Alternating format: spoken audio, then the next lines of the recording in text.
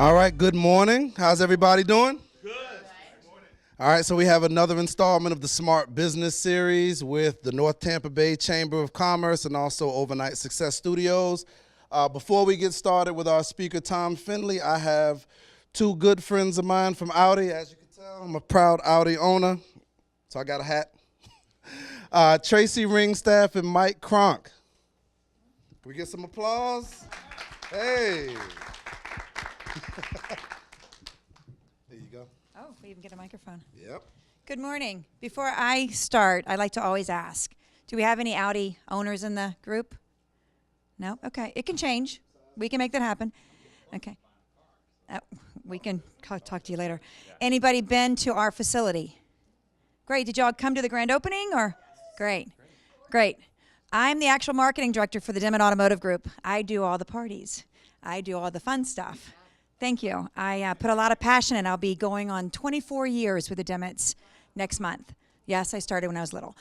The Dimmitt Automotive Group is the owner of Audi Wesley Chapel. A lot of people are not aware of that. The Dimmitts have actually been in the Pinellas County area going on 95 years. So 2024, I'm excited, hopefully, to still be part of the group to throw a big 100-year anniversary party. But in the brand selection of the group, we have a Village in Homosassa that's Cadillac and Toyota. We have in Clearwater, Land Rover and Cadillac, and we just added Jaguar. In St. Pete is where I'm normally at, is the Ultralux, Aston Martin, Bentley, Rolls-Royce, McLaren, and Cadillac. And then we have in Sarasota a studio, which we do a hodgepodge of all of our Ultralux vehicles. So we added the Audi Wesley Chapel store in November of 2017. And it's been an amazing journey. It's, to me, I always jokingly say field of dreams, because we know in 2 years or whenever it's going to continue to grow. The dealership, if you haven't been there, consider coming by. It's stunning. It's beautiful.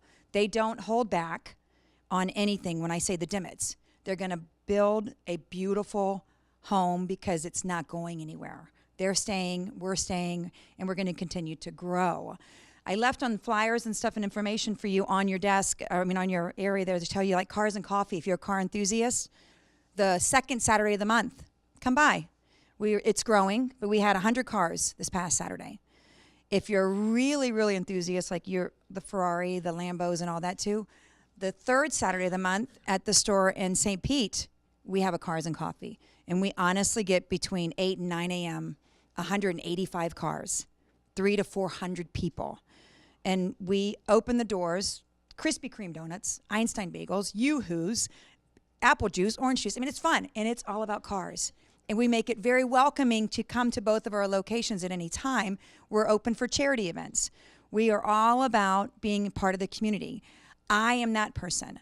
So then when you talk about the brand itself, Mike Cronk here is the general manager of our Audi Wesley Chapel store. He is there every day with smiles on his face and ready to deal with clients and hopefully bring a new product home to your house and to your driveway and for you to drive proudly. I'm going to pass it over to him for him to tell you a little bit about the brand and what makes Audi so exciting and the dealership itself. Great. Thank you, Tracy. So first off, I just want to say that I was hoping that I would get an opportunity to follow Tom because I wanted to get some pointers on how to speak in front of everybody. Clearly, this is not something that I do every day, and it gives me a small opportunity, first off, to say thank you for the short time that we get here just to share a little bit about our business. Honestly, as on the ride over here, I'm thinking about what I can talk about our business, and I think I put myself in a consumer's mindset, and when I say this to you, I really think about it from a consumer. I think one of the things that separates our store is the way that we do business. And I know there's many people that stand up and say, we want to do it the customer's way, and we want to make sure that everybody feels part of the decision. For those of you who haven't had an opportunity to come to the store, I think that as soon as you walk in, you're going to find that it's different. We don't have computers out on desks. We don't have telephones. We really don't even have a lot of paper. Most of it's interactive. We do most of our negotiations and our information gathering all on iPads and Apple TVs, and it's really an interactive opportunity that the customer gets to be part of the decision. And that includes your trades and the picking of the cars and the colors and the options. and everything is really interactive, and you really are the ones that are taking the lead in all of that. So that's something that really separates us aside from everywhere else. We're one of 2 Audi stores in the country that has introduced the retail buying experience with the iPads, with the use of the iPads. So far, it's really been a great experience for us, and the feedback has been fantastic from our clients. And also, it really does, from a consumer's aspect, it really does cut down on the amount of back and forth. And I think that there's some anxiety, there's fear, there's even anger sometimes when you have to come in and look for a car. And I think that one of the things that we do a little bit different is we really do take those barriers down. And I think for somebody to come in and give us an opportunity, I think you'll find out very quickly that's what separates us from a lot of other places.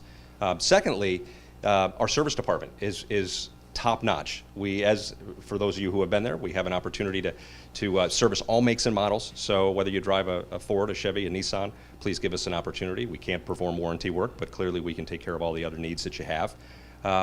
And as Tracy said, we do our best to be involved in the community. And I know for myself, it's very, very tough for Tracy to come to some of the events over in this part of the city and the town. But I'm here, and I want to make sure that I meet and greet with everybody here because we are here for the long haul. And it won't be long before we're the oldest building out on that side of the highway. And we hope to be here for a very long time. And obviously the success is attributed to the people in this room and the people that you know and touch on a daily basis. So I just wanted to say thank you. Listen, come by and visit our store. If for anything, come by on a Saturday to Cars and Coffee and eat some donuts, drink some coffee, and possibly make some new friends. So Look at cars. Yeah. There's nothing wrong with taking one home. Yeah. And Yeah. just for you women to know, we have a lot of females in this industry now. We have a female that runs the service department. Yeah. So it is a very comfortable experience to have women interacting, and we have the top salesperson's a female. And in one of our other stores, top salesperson is a female. So it makes it a little easier and more comfortable because it doesn't need to be that fear of, oh goodness, I don't want to go through this. It needs to be more of an exciting, I'm getting a new car and I can't wait. Yeah. So that's how we feel like we offer that. Yeah. So, Good. again, welcome you to come by anytime, say hi. If you have any upcoming events, if you're involved with a charity, please consider giving me a call. Maybe we can help host. Our facility is absolutely stunning and good space for a good party. Yeah. So. Hope to see you there. Okay, thank you. All right. Thank you. All right, thank you guys for coming in and sponsoring today. All right, so it's time to talk about the man of the hour, Mr. Tom Finnley. So a few side notes about him. He was raised in Pittsburgh. He is I'm not gonna say it. I'm gonna leave it alone. He has worked. What's that? A loyal Pittsburgh fan. Oh yeah, we don't want to say. Yeah. All right. He's worked for 15 years with Johnson & Johnson. He is the owner of We Love Logos for the last 13 years. He does help, just like people in this room, with logos, different things of marketing. He does love ice hockey, long walks on the beach, sunsets, puppies. It says it right here.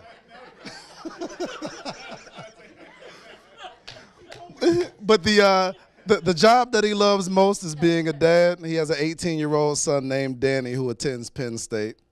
Also, what he doesn't like negative people. I think everybody in this room, we can actually say the same thing and attest to that. What he does love about his business is the ability to help charities, also to help people make money with promotional products. And also, he loves to see people's reaction when he gives them a great product and a great logo. Good referrals for him would be basically anybody in this room. Just join me in clapping my hands and bringing up Mr. Tom Finnley. Woo! Thanks, man. Appreciate it. Here you go. All right. All right, can you hear me? Am I good? Okay. All right, good.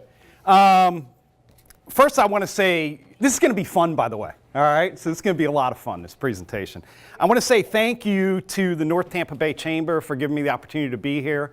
Hope Allen and I met about 3 months ago, and she said, do you want to speak? I said, I absolutely love to.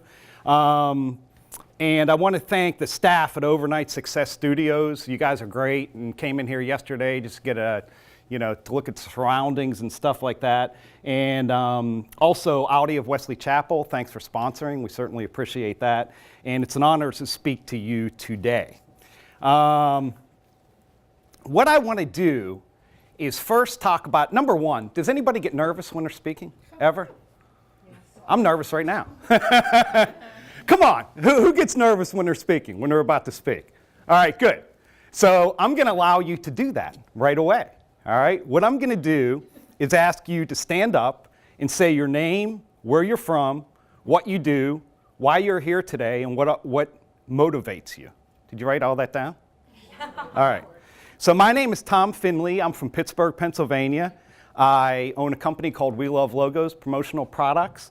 I'm here today because I'm speaking to you, right? And what motivates me is my son, Danny. All right? So I want to get to know everybody in the room, be a little bit interactive, so we can start over here. What's happening, everybody? Good morning. My name is Maurice Johnson. I work for Security National Mortgage Company. I'm from Buffalo, New York. The things I love in terms of my family is important to me. My boys, they motivate me. What was the other question? Why are you here today? Oh, I'm here basically to improve my presentation skills. Okay. I want to get a feel for exactly what do I need to do to calm myself down in the presence of others and how to be effective at communicating and getting All my right, message great. across. Awesome. Okay, cool. Go ahead. Hello, everybody. I'm Ray Hendricks. I am from Miami, Florida. What brings me here today is to learn more tips about public speaking, since I do host. Cool. We're going to do that. And what motivates me is my family. Good. Oh, you know me, so. No, stand up and let's go. See, now she's getting nervous. She doesn't. Anytime you're going to speak, regardless, you get a little bit. Let's get that adrenaline flowing. Hi, I'm Rachel Legg. I am a graphic designer. I actually work for We Love Logos doing graphic design. I'm here because I really hate talking in front of people, but this group isn't too bad. And let's see, originally from Northeast Ohio. So I still like Tom, even though I'm a Browns fan. And what motivates me is really helping people out. I was born with a mic. Anyway, very Hermione Nash. My presentation might be over. You just gave it to Mary Nash. The Advisor magazine.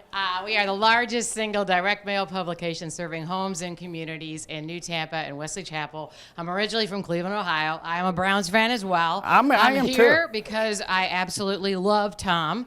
And what motivates me is helping small businesses grow. I also own Shapes, so it motivates me to see women who get into their 80s, 90s, and over 100 years old find a better lifestyle.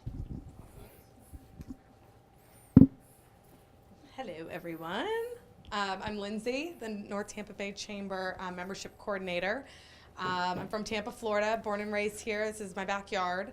A recent Florida State graduate, and what motivates me is helping small businesses through my position at the Chamber and seeing how the Chamber can influence many businesses in the community. Good. You don't get nervous until they put a mic in front of you. I know. I can voice, but you put a mic. I know. That's it. I'm like, oh. Good morning, everybody. I'm Amy Uhal with Centennial Bank. I'm the Business Development Officer for the Pasco County community. I am here to serve you and let you know that customer service is still here. What motivates me every day is my 3-year-old son, who keeps me active. And my goal for 2019 is to be a better version of who I was yesterday. Awesome. She remembered all that. That's really good. Good morning, everyone. My name is Barbara Seto, and originally I'm from South America, country called Suriname. I'm here working with GTE. What motivates me is helping people, seeing them growing and bettering their financial lives. What I'm here for today is to see how I cannot forget half of my speech when I'm giving a speech. I want to learn that. Thank you. Good. Good morning. My name's Eliana Pinzon. I'm actually from South America as well. I'm from Colombia. What motivates me is just making a positive impact in people's lives that I meet every day. I'm here today to learn something. I think that we could all use some help with our speaking. So I think this will be a great presentation. Hello, everyone. My name is Edwin Epperson. I was born in Louisville, Kentucky. I show and teach families how to build, protect, and preserve their generational wealth through private lending. The reason I'm here today is to heckle Tom. And thank you very much. I appreciate that. What motivates me is I do truly enjoy teaching, the teaching aspect of finance and investing. Good morning. I'm Denny Esper with Point to Point Printing. I am not shy. Grew up with 8 of us. Cleveland, Ohio, where the Browns are going to really. A lot of show. Cleveland people here, man. What's the story on that? You, Tom. You are. You're going to be good this year. I came to hear Tom. I've known Tom for years, and I want to hear what he has to say. And what motivates me is I love our community, and I love getting up. I'm in my business for 43 years. I still love it. Good morning, everyone. My name is Dr. Emery Sr. I'm the, I like to say the whole line. I'm the founder, president, CEO of Emery Consulting Firm, located in Wesley Chapel, Florida. What I do a lot of consulting for businesses involving leadership and decision-making in the organization. I'm also a publisher of 2 books, and I have research in 2 different journals. I'm originally from Chicago. So I apologize to all you Cleveland and any Pittsburgh because the Bears is it this year. What motivates me is my wife. Of all the years, the motivation I had to get to where I'm now to going forward is my wife. She's the backbone that gets me up in the morning, and she's the backbone that gets me going. She could be mean, she could be nice. So I got diversity in the household. The reason I'm here is to support you, number 1. Number 2, I'll be the speaker next month, so I came to observe and see. Oh, good. That's a good idea, and I have that in my presentation. Yeah. I'm Troy Stevenson. A lot of you guys know me through Wesley Chapel Nissan, formerly Wesley Chapel Nissan. I was actually born in England. A lot of people don't know that. I was raised in Queens, New York City. Gotta say something. And I'm a Jet. Okay, spade. I'm a Jets fan. Okay, don't hold me to it, but I love the Jets. What motivates me is my family and God. Every morning when I wake up, I pray that He's going to give me a blessed day to provide for my family and stuff. And the reason I'm here is Hope Allen told me I had to get here to listen to you. Go Hope. Hi, I'm Kelsey Eggsware. I'm currently a junior at Florida State University, and I am from Tampa, Florida. What motivates me is my family and my sister, Lindsay Eggsware. That was really nice. Or buying lunch. Hi, I'm still Tracy Ringstaff from previous. I'm with Audi Wesley Chapel in the Dimmitt Automotive Group. I am born and raised Tampa, Florida. What motivates me is my son that's going to be that's a junior at Florida State. Yes, but he's also a Tampa resident from Plain High School. Why I'm here is because we sponsored it, but I'm looking forward That's a good idea. to listening to your I'm here tips. because I'm speaking. Yeah, but I am looking forward to learning something from you. Good. My name is Michael Kronk. I'm the general manager at Audi Wesley Chapel. I'm from a small town in New York called Penn Yan. The thing that motivates me from a business side is every day, especially with a newer business, looking to grow and do a little bit more than we did the day before.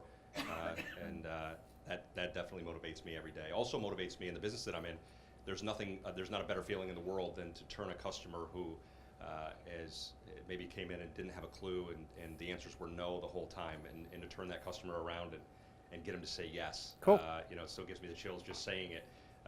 So that motivates me. And the reason I'm here, first up, Tracy made me speak. But I'm glad we forced people here to see me today. Honestly, that's really really because so often I get so work driven and never get an opportunity to come out of the store and get to meet some of the people that really grow our business. So it's really important to me to get some tips, because as I progress my career, this is a big part of it, and I'd sure love to have some tips. I need to learn more. So cool. Jets, Giants, or Bills? Redskins. Redskins. Oh my God. Okay. All right. All right. Good. We okay? All right. Good. No, I don't need that. You don't? You're good? Yeah, they can hear me. You can hear me, right? All right, so that's an example of getting your endorphins out, where you get nervous and stuff like that. So talk in front of people, oh my God, no. Somebody tells you you're gonna have to be able to do that.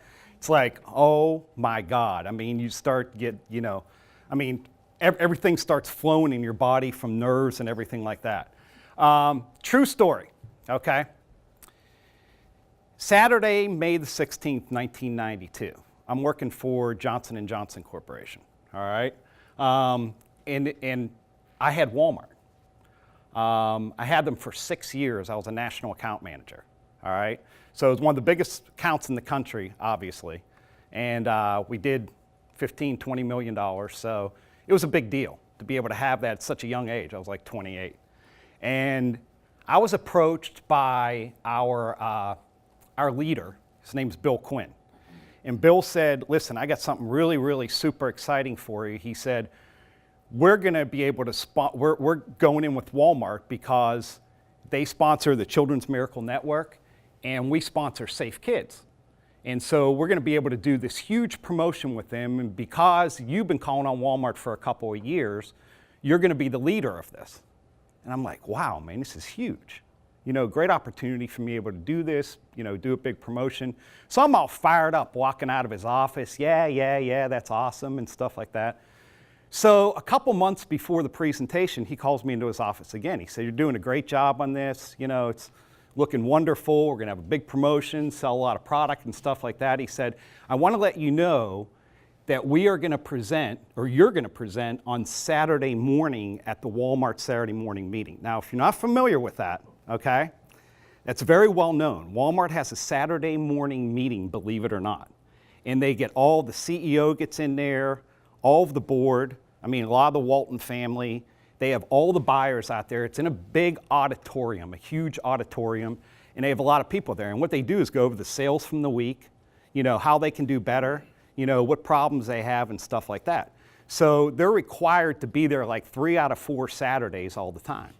So no vendors are ever invited to this. So the fact that a vendor was invited to this is absolutely huge. So I have to go before the CEO, David Glass, all right, the Walton family, all the presidents and staff of Johnson & Johnson, and stand in front of a room and present. Well, that time I walked out of my boss's office and I was scared to death. I'm thinking right away negatively, how can I get out of this? What is a way that I can get out? Can I get sick?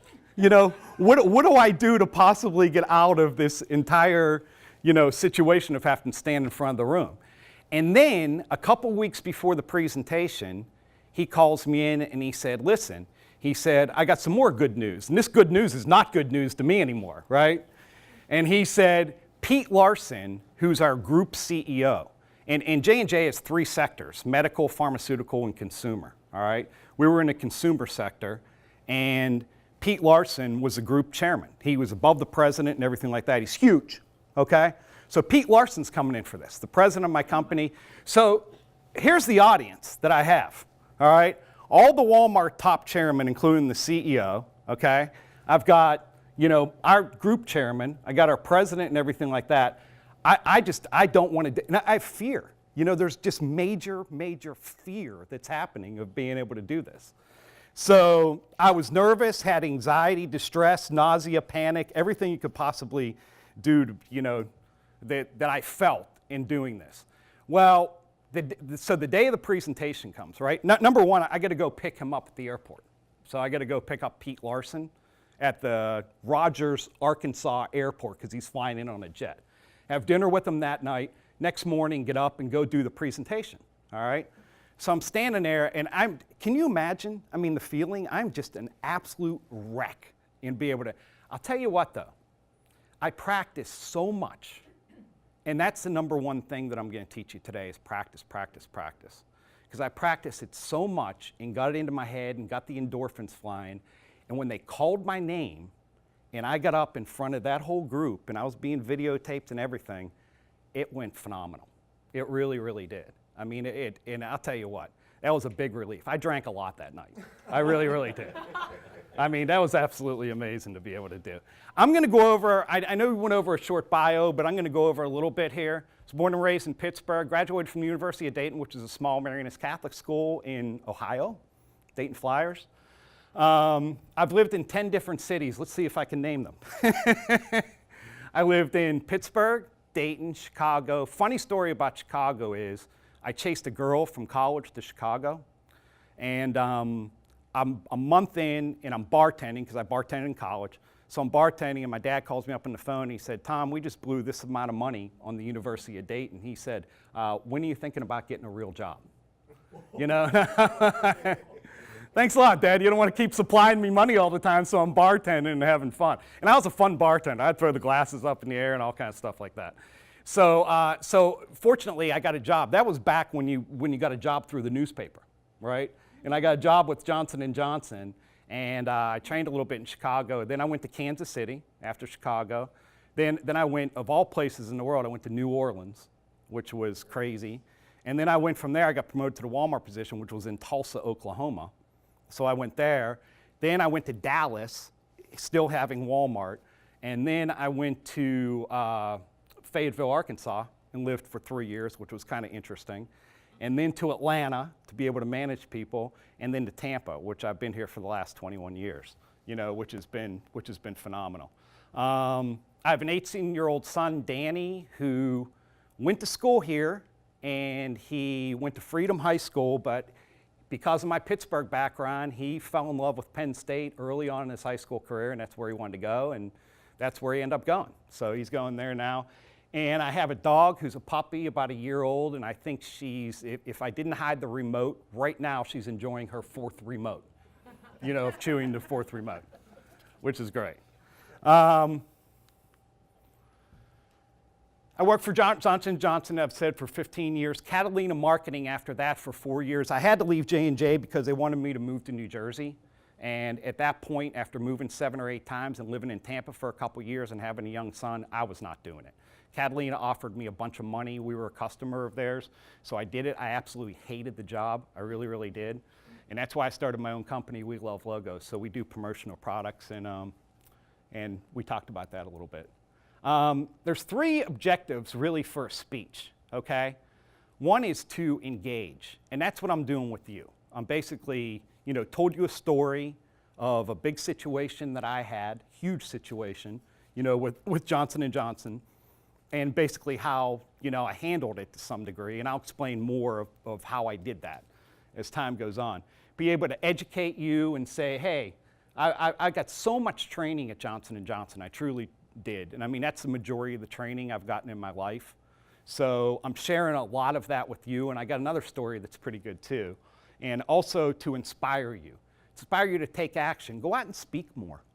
I'll tell you what, anytime you have an opportunity to be able to speak, do it. Seriously, do it, because it gets you exposure, it gets exposure for your company, and it's a great way to be able to handle things.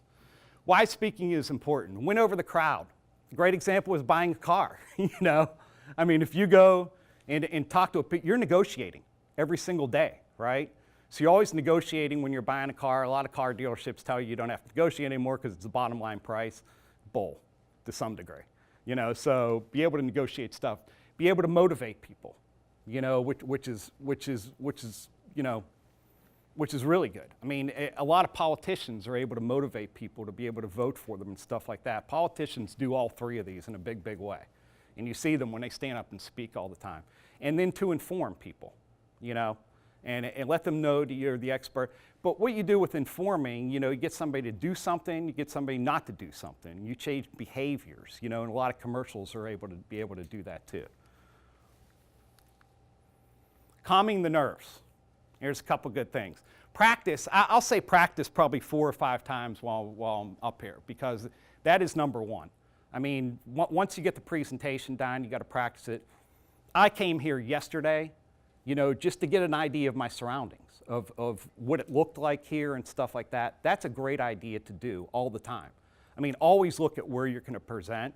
I mean, when I worked for J&J, you know, a lot of times I was in a hotel and I'd get 2 pillows and put them up in the hotel room and present to the pillows, you know, like they were people, you know, which is a way to do it. Nervous energy into enthusiasm. If you're nervous when you get up here, you know, drink a Red Bull or something, you know, just get some enthusiasm going. Get a good night's sleep, arrive early, which I did, and meet and greet people and stuff like that, and it helps quite a bit. If you work out, you know, it generates energy for you. So that's a good way to do it too, especially on the day that you're coming. Take deep breaths, you know, while you're up here. You know, that helps a lot too. Familiarize your surroundings, which I said before I came here yesterday, to be able to do that. Positive visualization and a shot of Jack Daniels maybe could help occasionally. Here's some fun tips for you. First impressions.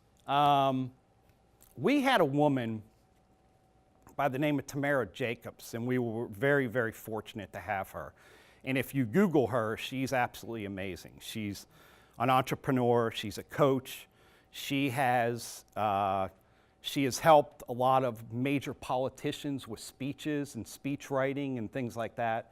And we had the opportunity to have her, and there were only 6 of us in the country because we were national account managers for J&J, that were able to have her be able to present to us. And we had her for an entire week, which was unbelievable.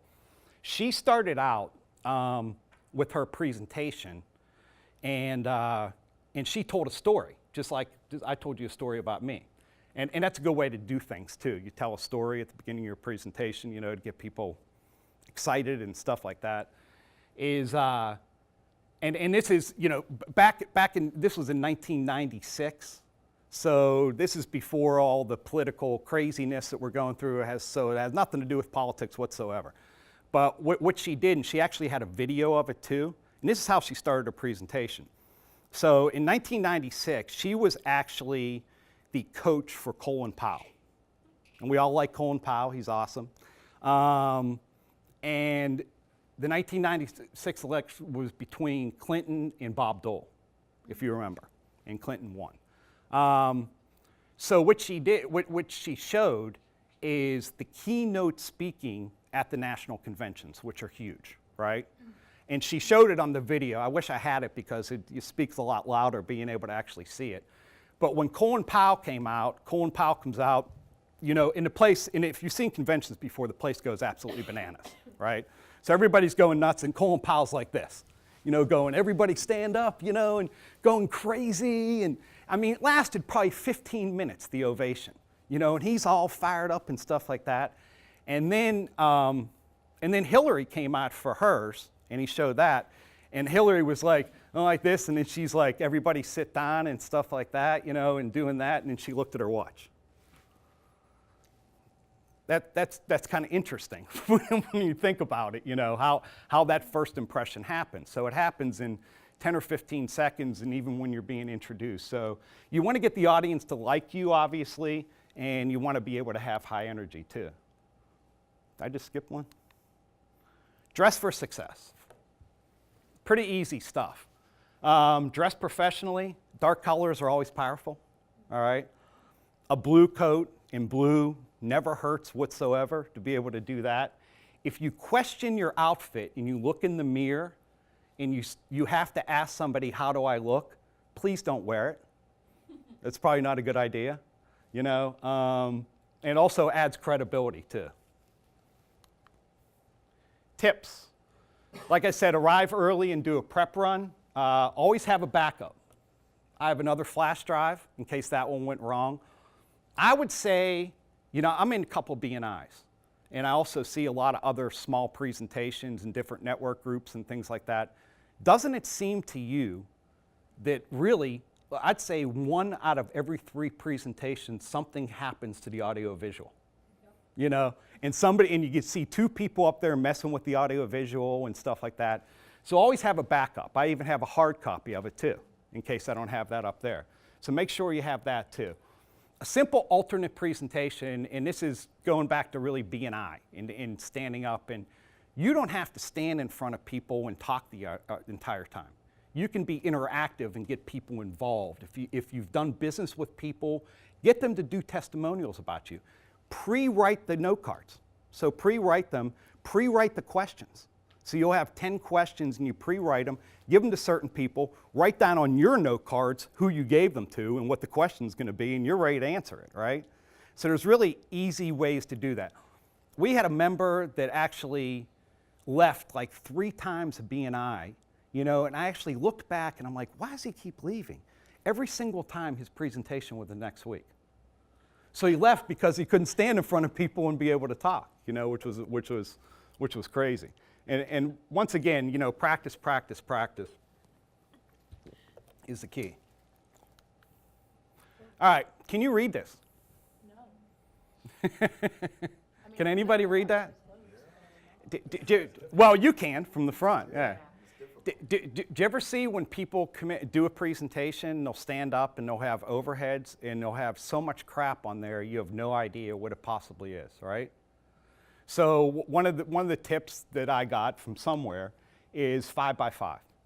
So you have 5 bullets and 5 words, you know, which makes it really easy to read. And what you do too is you have note cards. Kind of, you know, I have note cards up here just to remind me. A lot of times you'll draw a complete blank, you know, and you'll have no idea. Did anybody ever watch The Office? Do you ever watch The Office with Steve Carell? You know, the funniest thing in the world is when he goes to, I'm trying to think of who his boss was, but his boss calls him in because he's the only unit of Dunder Mifflin that is basically making a profit, okay, and doing well. And his boss wants to know why, right? So he has to go to New York. I mean, they're basically in Scranton, Pennsylvania. He's got to go to New York. So it's a big deal. He goes to New York and he sits in front of his boss and he asks him, he said, you know, Michael, he said, I don't, you know, can you tell me why that you're the only division that's turning this major profit and stuff like that? And he goes off, if you watched it, it's one of the funniest episodes I've ever seen in my life. And he goes off and talking about, well, we love our group. It's like a team. You know, we love Stanley, so fun. And he talks about, you know, because he absolutely does nothing at work, if you ever watch The Office. I mean, it was absolutely hilarious. But what he says when they singled him out all the time. So they came to him, you know, and he talks and he said, I don't know what happens. I'm just standing there and suddenly whatever pops into my mind, I have no idea, you know, what I'm even talking about. You know, I just thought that was so funny. So always practice, right? Reading presentations.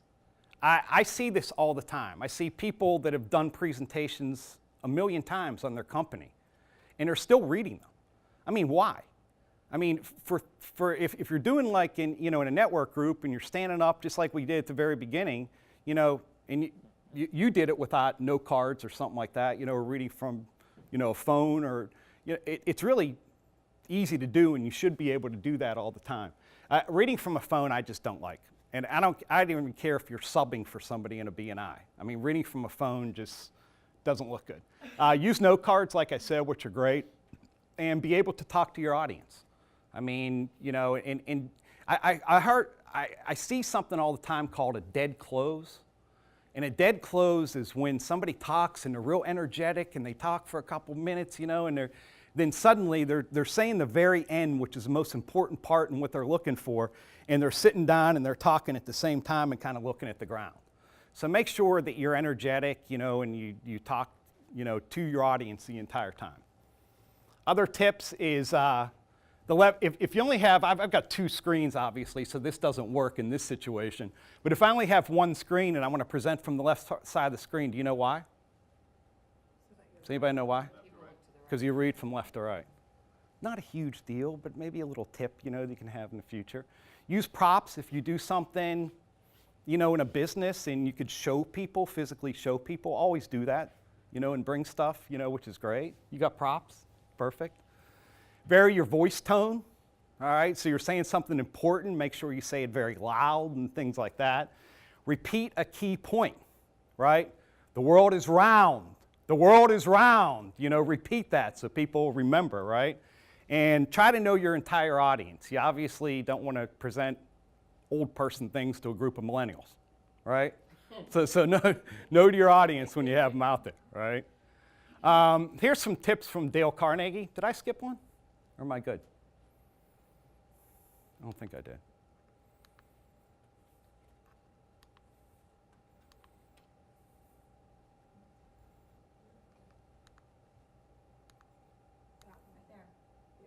Oh, I did. Okay. All right, this is a great one, Danny. All right. This is a really good one that somebody taught me because it's audience disturbances, and to me that is extremely rude. I mean, if you're out there, you don't. Talk to somebody else or something like that. Does anybody really care? So if you're standing there and you're talking to people and you look around, and you see somebody literally texting on their phone, which they do occasionally, and you'll see them looking down, their heads down, and you know the deal. They're looking at their phone or they're talking to their neighbor.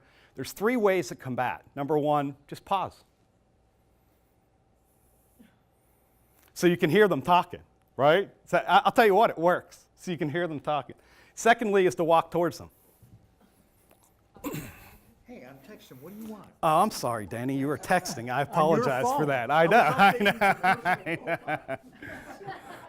And the secondly is to call out their name. Hey, Danny, did you agree with that last slide? Hell no. You have no idea what it was because you were talking to your guy, right? Right. So those are 3, they're very simple things, but it works. It really, really works. It's great. The very first thing that Johnson & Johnson did to me when I got hired by them is sent me to Dale Carnegie. And I think Dale Carnegie is phenomenal. You can even go to Toastmasters. What I taught my kid when he was in high school, I sent him to Toastmasters because I think it is unbelievably important to be able to stand in front of people and talk. And I think kids that do that in high school is absolutely huge to be able to do that. That's huge. So, but anyway, so Dale Carnegie is very close to me. I know he's close in my career because I thought his class was absolutely amazing.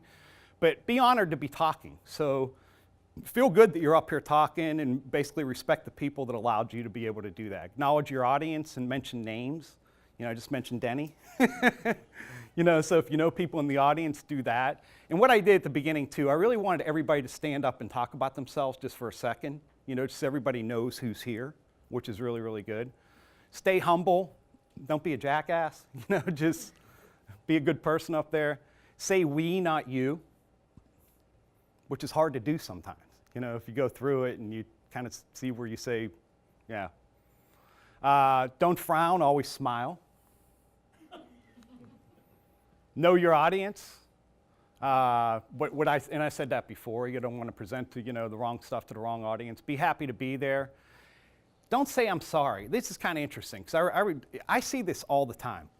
If somebody comes in a meeting late, all right, and they have a chance to talk or something like that, they apologize for being late. Don't do that. If you need to go to the person that set it up, the meeting afterwards, then do it then. But it's a waste of time, and it's not good even with your credibility to be able to do that. So don't stand up and, I'm sorry for being late, but here's what I have to present. So you don't need to do that. Be sincere and accept criticism, right? Always be honest, and accepting criticism is how you learn, right? You never learn unless you do something wrong. So a little recap of things we've talked about, which hopefully, I've given you some decent information you're able to apply, in your next presentation and stuff like that. Like I said, speaking opportunities, if you get the opportunity to speak, please take it. Always. Be able to stand in front of people and be able to talk. You may be nervous and stuff like that, but just put that into, good positive energy. Encourage others to speak, just like I'm doing to you. So I'm engaging you right now and telling you to get other people to be able to speak and stand up and, to be able to help their business, right? And practice. I said it 3 times, I'm going to say it a 4th time. Always practice, practice, practice to make perfect. Thank you very much. I appreciate it. I've known Tom for a while, but when you sit here and listen to him talk, there was things I did not know about Tom and the experience he had making that presentation. You did a wonderful job, and I want to thank you. So anytime you have opportunities to listen to people, take the time and listen to them. You never know what you can learn. Again, thanks, Tom. Well, I thought the presentation was very inspiring. One particular area he hit was practice speaking. And I thought about the time when I have 4 kids, and all of them was involved in athletics. And I thought about the time I had them to start speaking to people when they were speaking to their teammates. So they would stand up and they would be the leader of their particular team doing activities. And that started them as they progressed throughout the years to have confidence in their speaking ability. They wasn't afraid to stand up and speak in front of people. So when he said that resonated with me. So I thought that was very interesting. I thought it was really great for young people to have this insight and knowledge, because a lot of us get very nervous and very, tightened up when we've got to manage people and talk with people. And I think that having good presentation skills leads to good leadership skills in your future. So I definitely think we have a few people in here that have kids that are younger and they're 18 or late teens, and I think it's great for young adults to hear this. So if at any point you're doing it for a group of young kids, please let us know, and we'll get a group together. So I love the practice part, and not just practicing your presentation, but practicing speaking, right? Just taking the opportunities. I switched my major 7 times in college because I was afraid to take public speaking class. And it wasn't until I started joining the chamber back in the day, and I have to do my elevator speech, where I started getting out of my comfort zone. And what I realized is, when you know your topic, like you want to talk about video marketing, I can talk all day long. You ask me about some other topic I don't know anything about, then maybe I'll get nervous about that. But you all know your stuff, so just don't be afraid. Just share. There's always somebody in the audience that needs to hear what you got to say at that moment. And I think Zig Ziglar was the one who said, when you're nervous, get in service. And that helps me a lot before speaking. Just say that one thing and go on. But thank you for your presentation today. It was awesome. And I'm going to say this, in terms of being nervous, right? Being prepared is essential, right? When you called on me first, I wasn't prepared. So being prepared is key. Practice is always important. I mean, when you're practicing your speech, your presentation, you are definitely going to be more prepared. So it creates a comfort and a relaxation when you're able to communicate to people. You get your point across and being authentic. And I like the fact about smiling. That's important. If you smile before your presentation, what that generally does is sends a signal to your brain to let you know, I love this. Everything's okay. So it creates a more relaxing, a more authentic, and a more polished presentation. But thank you so much. I appreciate your time. All right?